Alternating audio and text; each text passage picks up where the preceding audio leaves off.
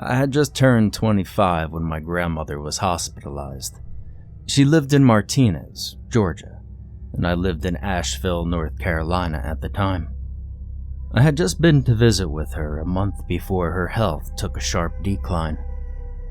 During my visit with her, we talked and walked by the lake, even took a picnic lunch up by Clark's Hill Dam. Everything seemed fine, including her health.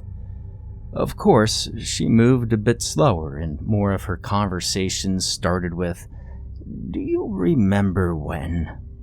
But I thought that was just part of getting older. She got out less, did less, and so naturally, she would talk more about things that had already happened. It was a shock when my father called and told me that she had been hospitalized. He and my mother lived in Oklahoma at the time, and were on a routine visit with her when she had a stroke, which left her unable to speak properly and had paralyzed most of her right side. I dropped everything and rushed back to Georgia, scared I would lose my grandmother before I got to see her again. As soon as I got there, I knew something was seriously wrong with Grandma. She'd had a stroke, but it was something more, as if a fundamental part of her had changed. Upon questioning, her doctor told me it was normal after a stroke, especially at her age, for family members to note drastic character changes. But I couldn't believe a stroke could change even the color of her eyes. Her eyes had always been blue, and now they were a piercing green. No one had an answer for that. And what had once been a soft, wrinkled, kind face was hard and hateful as she glared at everyone in silence. I told Dad to go get some rest and I would stay with Grandma. He agreed and left to join Mom back at the hotel. When we were alone, Grandma's expression changed and she mumbled for me to sit on her bed. I was shocked but happy that she could speak clearly enough for me to understand. And maybe there was hope she would recover and we could take her home soon, despite what the doctor thought. She smiled up at me, but only the left side of her mouth curled. The right remained drooped, a waxen half mask frozen in places, as if that side of her face were already dead. In a way, I guess that was about right. Her white hair corkscrewed out in all directions, and I'd never seen her without her hair perfectly in place, and well, it made my heart ache. She looked tiny, fragile, and just helpless laying there. At first, she mumbled something that sounded as if it were in a different language. I told her I didn't understand and started apologizing, say I would get one of the nurses to help me. But her left hand shot out and wrapped around my wrist. Now, I had no trouble understanding she didn't want the nurses in the room. Her words turned back to familiar English, though the syllables sometimes overlapped, mushing the words together. It was like listening to a seriously drunk person talk. Well, it wasn't long before she started babbling about a body weaver, and how he had given her a weak body this time around, and she would get a better one next time. She seemed to be talking more to herself than me by then, and I was confused and scared. We had never been a religious family, but I had also never heard talk about reincarnation of any sort. And that's what she said she was talking about. I was sure of it. A nurse entered without warning, carrying a small tray and 2 syringes. Her smile was broad and genuine, and I felt better just knowing that she was in there with us. If Grandma's babbling didn't upset the nurse, I could relax. Or, at least I thought. The gold crucifix around the nurse's neck swayed, catching the light from the window as she passed around the bed to the IV line.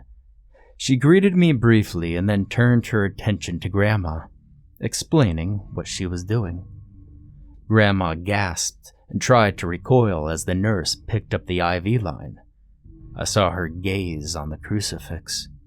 Her eyes seemed to sink a bit farther into her skull, and her cheeks grew paler, more hollowed, and her mouth parted limply.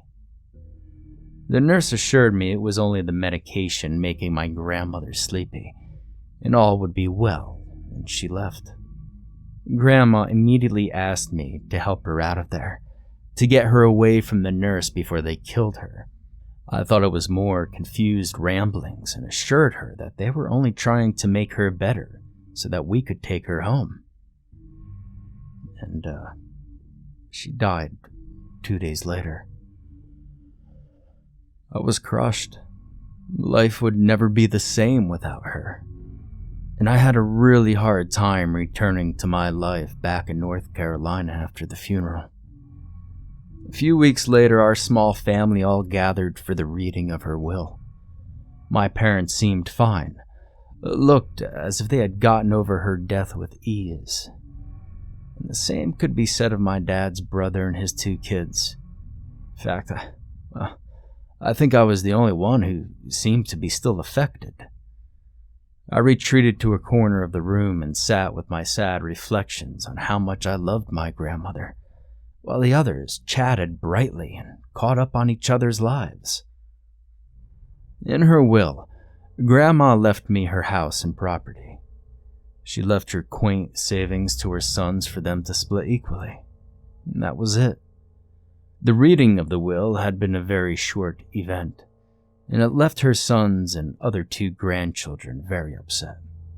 I'd been given the lion's share of her belongings for whatever reason, and now the family was pissed at me for it.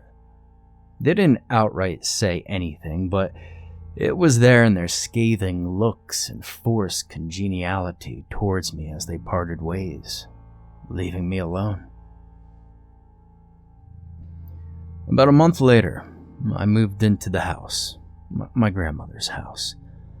I'd always loved the place and saw no reason to leave it abandoned. The daunting task of going through her things, sorting what could be kept and what should be removed, loomed large over me. You've heard of living in a tiny house, I'm sure. What I found out about my grandmother as I started going through rooms was that she lived tiny in a large house. Most of her living had been done in her bedroom, the living room, and the kitchen. The bedroom where I stayed when I visited was full of my childhood belongings and still looked as if it belonged to a 15-year-old boy. I'd never had reason to go rambling through the rest of the rooms, but now I did, and they were Spartan at best. The basement had a few household items stored in it, and it housed the water heater and furnace with little else. I'm glad because it was a dark, earthy structure in which I was very uncomfortable in. My skin prickled and tingled as if eyes were on me, watching me from every shadowy corner, ready to pounce if I let my guard down. The items in the attic had been placed neatly in rows and access was easy. I had been in the attic when I was a child to help her take out Christmas decorations a couple of times, but it was usually hot and held little interest for me. Now though, that interest was piqued, and with Grandma gone, I was eager to filter through her belongings to feel close to her again. The dormer windows let in enough light to eliminate the need for overhead bulbs during the day, and as I walked through, tiny storms of dust particles danced in the slanting shafts of midday light. A delicate blanket of dust had covered every item, and the cobwebs fluttered gently from edges in my wake. It was a surreal scene. Tangible moments of life well lived, frozen in time. A wooden rocking horse, handmade. Paint worn from the handles and sides of the saddle stared at me with one large painted-on eye. A Victorian pram sat a little farther away, a rust eating away at a metal undercarriage and push bar. A German beer stein stood proudly in the center of a small round-end table, with Berlin scrawled across its middle in big, bold Gothic print, a quarter full of dust. And a large, antique steamer trunk caught my eye. The brass claps, tarnished by age, gleam like half-closed cat eyes in the shadow under the window. I knelt in front of the trunk and I ran my hand over its top. Hardly any dust stuck to my hand. I wondered, had my grandmother used it frequently, or had she perhaps recently put some fragment of her life inside and stored it up there? Well, the clasps unlatched easily. The hinges gave one barely audible squeak, and then it was open, revealing its treasures to me. 2 stacks of journals, bound in leather and comparable in size, covered the left side.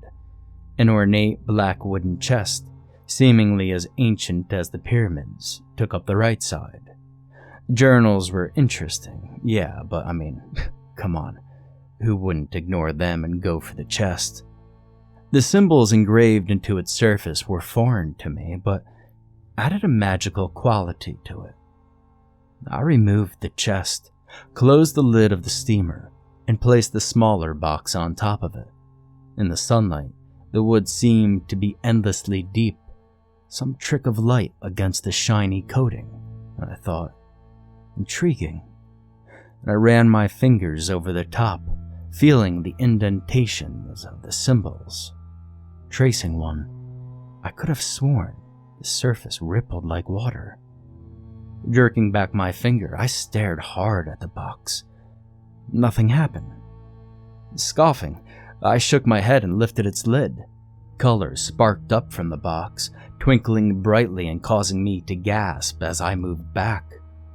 The sunlight shot prisms of constantly changing colors into the air above the chest.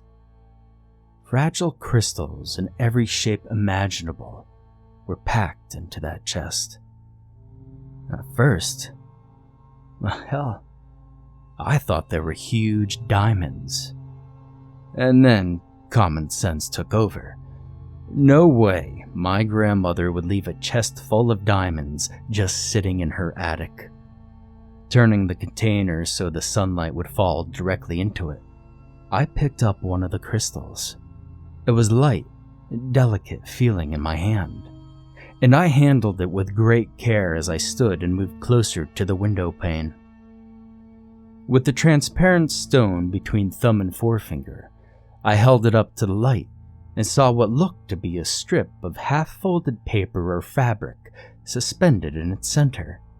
I shook it, and the strip inside winnowed as if in liquid. I picked up another crystal, held it up, and saw it also contained a filament of paper. There were hundreds of the tiny transparent gems, and it seemed each one held a secret. Studying one closely, I could just make out the writing on the paper within. Curiosity got the better of me, and I took it downstairs.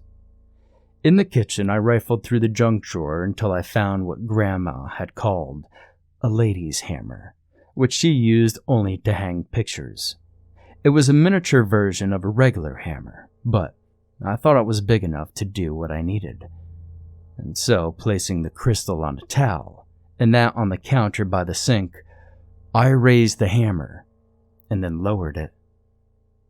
Guiltily, I looked over my shoulder, to my right and then to my left. It felt wrong to break anything of Grandma's. "I'm sorry, Grandma," I whispered and brought the hammer down. The crystal fell away into 3 pieces and a hiss of air escaped, but no liquid. I pushed the broken chunks away and lifted the paper strip. It felt and looked like parchment as I pulled it flat and focused on the writing. John Edward Withers. I read the name aloud again. John Edward Withers. Wondering who the hell he was and why his name had been placed inside a crystal. The day had moved along fast. The sun had passed the mid-heaven point long ago, and I was starving. I slipped the parchment into my pocket, picked up my keys, and headed to town for a burger. I bumped into a childhood friend while in town, and we talked for a few hours. I didn't tell him about the crystals, though it was still heavily on my mind, and I was really dying to ask someone if they knew what it meant. Was Grandma into some weird religion or maybe even witchcraft? I doubted it. More likely it was some sort of parlor trick. Maybe someone in her family had handed the chest and its contents down to her, and she merely kept them. That evening, I sat in the living room watching the local news, when the anchor reported that John Edward Withers, 37 years old, of Martinez, Georgia, had died in a tragic accident as he drove by a construction site earlier in the day. A concrete pillar had fallen without warning and crushed his car. My heart skipped a few beats and I broke into a cold sweat as I retrieved the paper from my pocket. John Edward Withers. It had to be a coincidence. I mean, what else could it be? To prove it to myself, I went back to the attic and took another crystal. The name inside it was Susie Bell Plemons. I laughed. There would be little chance of that name coming up often enough to be called common. The next morning, I turned on the news and listened for the woman's name as I made coffee. Just before the news ended for the morning, the name cropped up, sending waves of heat and cold through my body. Susie Bell Plemons, age 67 of Martinez, Georgia, had wandered out of her home in the middle of the night and had been struck by a van. She had died instantly. I was horrified. I headed back to the attic and stood staring down at the black chest with its intricate and foreign symbols. I snatched it from the top of the trunk. Opening the steamer lid, I pushed the box back to its original placement and slammed the lid shut again. I would leave it there and never touch it again. And I stalked toward the stairs, but I stopped. How could the crystals or the papers with names on them kill anybody? Had I lost my ever-loving mind? Well, I turned to look at the steamer, and it seemed to look back at me with its heavy-lidded cat eyes gleaming dully. I walked back and opened the lid once more, eyeing the 2 stacks of journals. I took the 2 on top and went back downstairs. If there was anything to the crystals, maybe, just maybe, it would be explained in the books. The first one I opened was dated only 3 months before. That would have been about a month before my grandmother died. It had been penned in her neat handwriting, and the first page read, Aurora Maria Sanchez, 12. The next page contained only a name and number also, and the pattern followed through half the journal, a name, followed by a number that I could only assume was representative of the person's age. The second half of the journal, dated much earlier in the year, was filled with maniacal ramblings about the body weaver and how he wouldn't promise her another body without more collected souls. It was a dark story, surely fabricated from a diseased mind about an underworld that coexisted with our reality and was littered with mythical creatures fashioned of fire and stone and pure energy. She had signed each separate entry with her name, Liliana Marsh. It pained me and fascinated me to read her twisted tales. She had created an entire world, an entire mythos surrounding the idea that she was a demonic soul collector whose work was never quite finished, never quite up to the standards of her overlord, her enslaver, her master. so I ran back to the steamer and hefted all the journals, searching for the oldest. It was, as I had imagined, on the bottom. And what I hadn't expected was the date on the inside of the cover. 1681. It was in the same format as the others. First half contained names and ages. Second half contained pages filled with the same neat handwriting. It was an origin story. Her origin story, to be exact, but written in the dialect of the time. She had been summoned from the mid-rank of demons and promoted to soul collector status. That gave her the means to attain a human body which would live 80 years. She would be able to live a mostly normal human life. She said that's what all demons aspire to. As long as she kept up the influx of souls for the master, she would be sent back to do it all over again. Infinite reincarnations. She had signed these pages with the name Lilith Montrose. In further writings, she detailed how she harvested the souls to ensure her return to Earth after her current reincarnation. She described brutal murders that turned my stomach. I couldn't imagine these tainted thoughts running through Grandma's mind. The worst was a detailed confession of how she murdered her own husband and one of her children. If the name be held in crystal, the death must be swift, she had written. It makes my human heart sad, but I shall never return willingly to the underbelly of the universe, where all is dark and torment is constant. I researched a few of the names from the more recent journals, and every one of them had died in tragic accidents. The rest had been filed as missing persons, and had never been found. I stuffed the journals back into the steamer and slammed the lid, flipping the latches closed, and walked away. I didn't know what to do with it all. Keep it hidden and unharmed up in the attic forever? Bury it deep in the woods and hope it was never found? Set it out with the trash and, well, damn the consequences. I don't know. Burn it. I was pacing in the living room. I worried and pondered the question. Lilith Montrose, Louise Monroe, Lou Ellen Moore, Liliana Marsh. All names she had signed in the journals, all in different eras of history. I tried to brush all the stories off as simply stories. She had been an aspiring writer, keeping her talent hidden for all these years, but it didn't gel. And if she had been mad her whole life, someone would have noticed. There's no way around that. The only conclusion was that she had filled her journals with truths so outlandish and horrible that nobody would have believed them.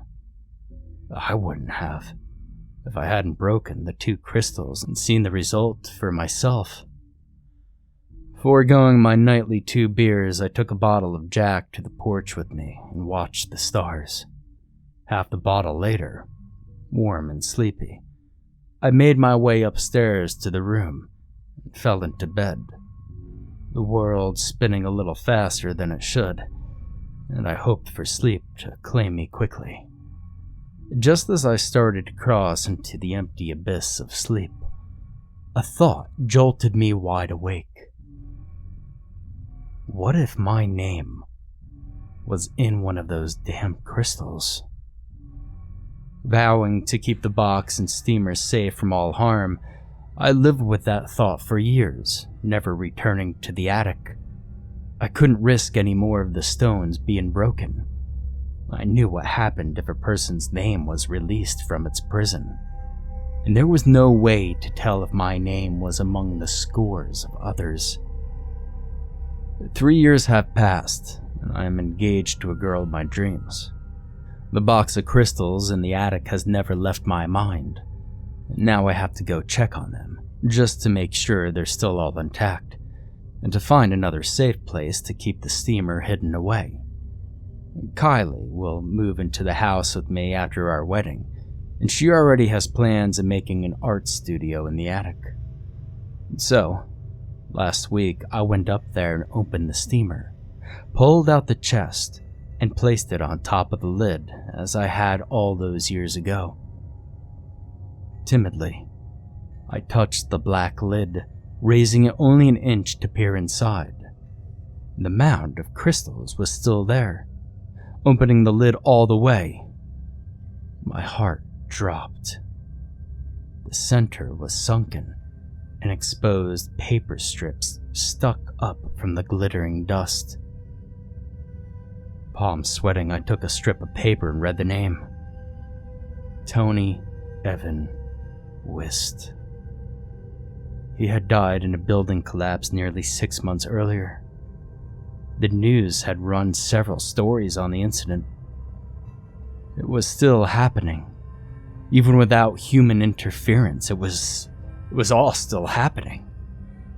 Soul collecting, set on autopilot.